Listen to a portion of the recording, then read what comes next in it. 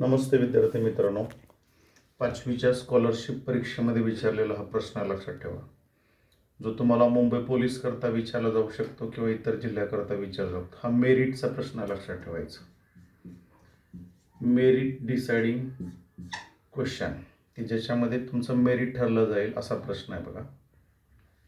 एका सांकेतिक भाषेत GOAT हा शब्द SKYF आणि CAMEL हा शब्द WIMUN असा लिहितात. तर किंग शब्द कसा लिहाल? तर बघा, तुम्ही जर असा नंबर काढायला गेला, G वरून S किती क्रमांकावर आहे, O वरून K किती क्रमांकावर आहे, A वरून Y किती क्रमांकावर आहे, T वरून F क्रमांक जर गेला तर ट्रिक जुळणार नाही, लक्षात ठेवायचं. शेवटी ट्रिक जर कुठली जुळली नसेल तर लक्षात एकच ट्रिक लक्षात ठेवायची, की त्या नंबरची बेरीज करायची आणि ती बेरीज समान येते का नाही ते पाहू आपण. बघा, Gचा नंबर आहे 7, Hचा नंबर आहे 19.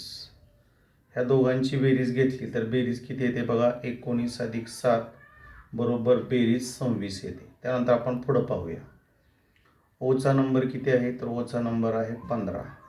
केचा नंबर किती आहे 11. 15 आणि 11 किती येते 26. एचा नंबर बघा किती आहे 1. वायचा नंबर किती आहे 25. 25 आणि 1 26. त्यानंतर बघा टीचा नंबर आहे 20. एफचा नंबर आहे 6. म्हणजे एकंदरीत या ठिकाणी आपण जर ऑब्झर्वेशन केलं तर बघा, 19 अधिक 7 26 अशी अंकाची बेरीज येते. लक्षात ठेवायचं, नेहमी बघायचं 2 अंकाची बेरीज करायची, शेवटचा पर्याय. आता या ठिकाणी बघा, आपल्याला काय सेम ही या पद्धतीने होईल, लक्षात ठेवायचं. आता उदाहरणार्थ बघा, सीचा क्रमांक किती आहे 3, डब्ल्यूचा क्रमांक किती आहे 23. 23 अधिक 3 26 हे सगळे शब्द होऊन जातील, लक्षात ठेवा. आता बघा, KING किंग, तर ह्यासाठी काय करायचं, आता केचा नंबर किती आहे बघा, केचा नंबर आहे 11. आयचा नंबर आहे 9. एनचा नंबर किती आहे बघा, तर एनचा नंबर आहे 14. जीचा नंबर आहे 7. सांगितलंय काय की 2 या अक्षर जे आहेत, ह्या 2 अक्षराची बेरीज 26 आली पाहिजे.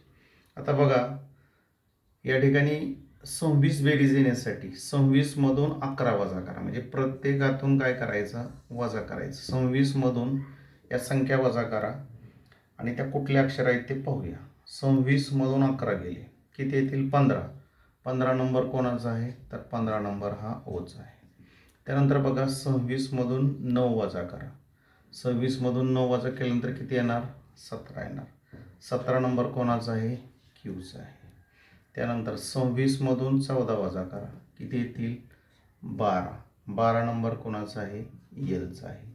26 मधून 7 वजा करा, येणारी संख्या आहे 19. तर 19 नंबर कोणाचा आहे, एलचा आहे. ऑप्शनमध्ये आहे का पहा, OQLS. तर बघा, OQLS हा पहिलाच ऑप्शन आहे, लक्षात ठेवायचं. एक गोष्ट लक्षात ठेवायची, या ठिकाणी फरक, समजा G वरून S किती क्रमांकावर आहे किंवा O वरून K किती क्रमांकावर आहे, हा जर फरक जुळत नसेल तर शेवटची ट्रिक काय लक्षात ठेवायचं, 2 संख्येची बेरीज. 2 संख्येची बेरीज, 7 अधिक 19 26, 15 अधिक 11 26, 2 संख्येची बेरीज लक्षात ठेवा. बघा, बुद्धिमत्ताच्या पेपरमध्ये स्कॉलरशिपला हा प्रश्न विचारला होता. एका रांगेमध्ये राज डावीकडून 8वा आहे. तर या ठिकाणी बघा, ही डावी बाजू पकडूया. डावीकडून 8 नंबरला कोण आहे, तर राज आहे. त्यानंतर काय सांगितले, अथर्व उजवीकडून 6वा आहे. उजवीकडून 6वा आहे, कोण आहे, अथर्व.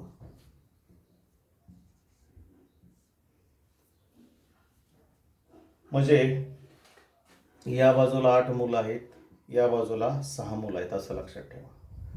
आता या दोघांच्या दरम्यान काय सांगितलेलं आहे, दोघांच्या दरम्यान काय सांगितलेलं आहे, दोघांच्या दरम्यान मुली आहेत. या ठिकाणी जे असणार आहेत त्या मुली आहेत. आणि त्या मुलीमध्ये जी शर्वरी जी आहे ही कशी आहे, मध्यभागी, लक्षात ठेवा. हिला आपण असं पकडूया, शर्वरी जी आहे ही मध्यभागी आहे. आणि मध्यभागी सांगितलेला आहे, तिचा क्रमांक कितवा सांगितलेला आहे, तिचा क्रमांक 9वा दिलेला आहे. मध्यभागी कितवा क्रमांक आहे, 9वा. म्हणजे शर्वरीच्या उजवीकडील बाजूस लक्षात ठेवायचं. किती मुली असतील, 8. शर्वरीच्या डावीकडील बाजूस किती मुली असतील, 8. आलं का लक्षात. या बाजूला 8, या बाजूला 8 आणि मध्यभागी ती. तर आता आपण एकूण मुली आणि मुली किती आहेत हे कप काढूया. पहिल्यांदा बघा, हे सुरुवातीला 8, त्यानंतर हे 8, त्यानंतर या ठिकाणी येणारी शर्वरी, शर्वरीनंतर तिच्या पलीकडल्या बाजूला म्हणजे तिच्या उजव्या बाजूला आहेत 8, आणि या ठिकाणी अथर्व 6 नंबरला आहे म्हणजे ते 6 मुलं सगळे मिळून पाहता 8 अधिक 8 16, 16 आणि 1 17, 17 आणि 8 25, 25 आणि 6 किती झाले, 31.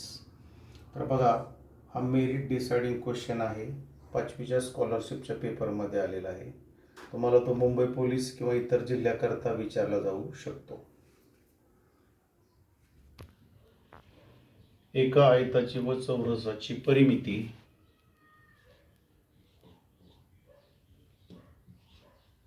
समान आहे जर आयताची लांबी 18 सेमी व रुंदी 14 सेमी, तर चौरसाचे क्षेत्रफळ किती. बघा, आपल्याला माहित असलं पाहिजे चौरसाचे क्षेत्रफळ.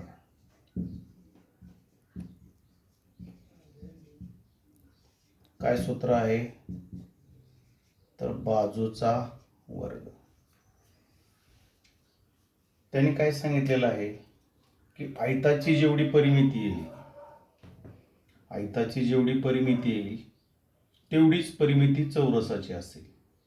तर सुरुवातीला आपण आयताची परिमिती काढूया. तर आयताच्या परिमितीचं सूत्र काय आहे, आयताची परिमिती बरोबर 2 कंसात लांबी अधिक रुंदी. लांबी किती आहे बघा, 18, रुंदी किती आहे, 14.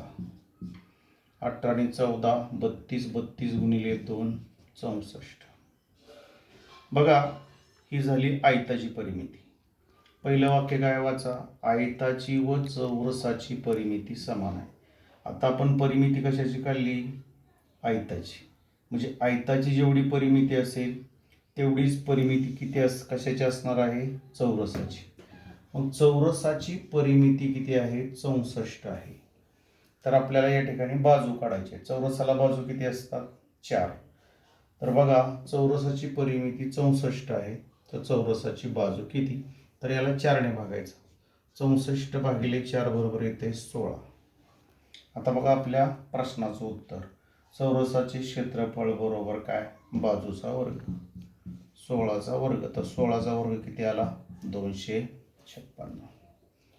तर आज जी स्कॉलरशिपची परीक्षा झाली 5वीची, त्याच्यामध्ये हा प्रश्न विचारला होता. तर हा मेरिट डिसाइडिंग म्हणून प्रश्न मुंबईकरता विचारला जाईल किंवा महाराष्ट्रातील इतर जिल्ह्याकरता विचारला जाईल. पुढचा प्रश्न बघा, दशादशे 7 दराने एका मुद्दलाचे 4 वर्षाचे सरळ व्याज 1540 रुपये आहे, तर मुद्दल किती. तर बघा, मुद्दल काढण्यासाठी सूत्र काय पहा, मुद्दल बरोबर व्याज गुणिले 100 भागिले दर गुणिले कालावधी. तर बघा, व्याज किती आहे, 1540, कालावधी किती वर्षाचा आहे आपला, गुणिले 100 भागिले दर किती आहे बघा, 7. क म्हणजे कालावधी किती वर्ष आहे, 4. आता या ठिकाणी आपण संक्षिप्त रूप देऊया. 7 एके 7, 7 दुनी 14, 15तनं 14 गेले, उरला 1, वरून घेतला 4, 7 दुनी 14, 7 0 0. त्यानंतर बघा, या ठिकाणी आपण 4 ने भाग लावूया. 4 एके 4, 4 पंचे 20, परत खाली उरले 2, 4 पंचे 20, 55 गुणिले 100 किती आलं, 5500.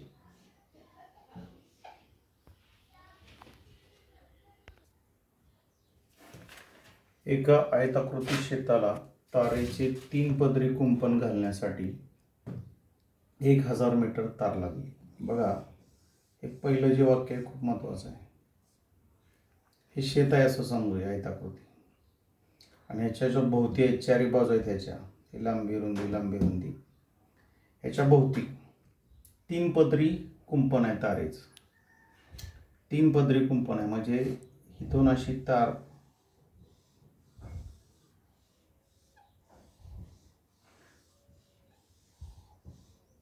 अशी 3 वेळा गेलेली आहे, लक्षात ठेवायचं. तर बघा, 3 पदरीसाठी या ठिकाणी तार किती लागलेली आहे मला सांगा? 1080 मीटर. 3 पदरी कुंपणासाठी 1080 मीटर, तर 1 पदरी कुंपणासाठी किती लागेल? तर याला आपण 3 ने भागूया. 3 त्रिक 9, 3 सक 18, म्हणजे 1 पदरी कुंपणासाठी तार किती लागणार आहे? 360 मीटर. 1 पदरी कुंपणासाठी तार किती लागणार आहे? 360 मीटर. 1 पदरी कुंपणासाठी 360 मीटर तार लागणार आहे. याचाच अर्थ काय आहे? तर या आयताची परिमिती किती आहे? 360 मीटर. बघा, पुढचं वाक्य वाचा. शेताची लांबी रुंदीच्या दुप्पट आहे. बघा, आपण या ठिकाणी बघा, रुंदी ही x मानलेली आहे, म्हणजे 1x, तर त्याच्या दुप्पट लांबी किती असणार आहे? 2x. तर या किमती आपण सूत्रामध्ये टाकूया. 2 कंसात लांबी 2x, रुंदी 1x. बघा पुढची स्टेप. या ठिकाणी हे गुणिलेचं या बाजूला घेतल्यावर काय होणार? भागिले. 360 भागिले 2 बरोबर हे 2x आणि हे x किती येणार? 3x. 360 भागिले 2 बरोबर किती येणार? 180. 3x बरोबर 180. तर याला आपण काय करूया? सरळ करून घेऊया. 3x बरोबर 180, तर x बरोबर 180 भागिले 3. 3 1 3, 3 सक 18. आपल्याला प्रश्न काय विचारलेला आहे? तर रुंदी किती? आपण रुंदी किती मानलेली आहे? x ची किंमत किती काढली आपण? 60. तर या ठिकाणी हे 60 उत्तर. जर आपल्याला प्रश्नामध्ये विचारलं असतं लांबी किती, तर लांबी बघा ह्याच्या दुप्पट आहे. ऑलरेडी आपण या ठिकाणी 2x घेतलेला आहे, तर 2 गुणिले 60 बरोबर किती झालं? 120. ही झाली संकल्पना. आता बघा, हे आपल्याला गणित काय करायचं? एकदम फास्टमध्ये जर सोडवायचं असेल तर कसं सोडवायचं पहा. पहिल्यांदा काय करायचं? या ठिकाणी पहा, हे किती संख्या आहे? 1080. किती पदरी कुंपणाची आहे? 3 पदरी कुंपणाची. याला भागिले 3 करायचं. किती किंमत निघाली आपली? 360. बरोबर आहे. परिमिती 360 आहे. बरोबर आहे. परिमिती जर 360 असेल तर बघा, लक्षात ठेवा, लांबी आणि रुंदीची बेरीज किती येईल? तर लांबी आणि रुंदीची बेरीज याच्या निम्मी येईल. याच्या निम्मी म्हणजे किती येईल? 180 येईल. किती? 180. त्यांनी काय सांगितलंय बघा, लांबी ही रुंदीच्या दुप्पट आहे, म्हणजे ह्यांचं जे गुणोत्तर आहे किती आहे? 2:1 आहे. ही झाली रुंदी, ही झाली लांबी. तर आपल्याला काय काढायचं या ठिकाणी? तर आपल्याला काढायचं रुंदी. तर बघा, 180 भागिले 3, रुंदीचं गुणोत्तर आहे 1 म्हणून 1, 3 सक 18. उत्तर किती निघालं? 60. पण ही जर तुमची संकल्पना स्ट्रॉंग असेल तर तुम्हाला ट्रिक्सच्या सहाय्याने उत्तर निघेल. पुढचा प्रश्न पहा.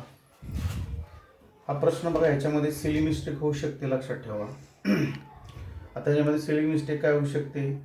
तर बघा, एका शालेय सहलीसाठी 98,980 रुपये खर्च आला. सहलीमध्ये 49 विद्यार्थी सामील झाले, तर प्रत्येक विद्यार्थ्याकडून किती वर्गणी घ्यावी लागेल? तर बघा, मुलं काय करणार? या 98 झिरोला 49 ने भागणार. 49 × 98, 49 × 98 आणि 200 उत्तर काढणार आणि हे लिहिणार. तर हे पूर्णपणे चुकीचं आहे. तर बघा, हा प्रश्न सोडवायचा कसा पहा.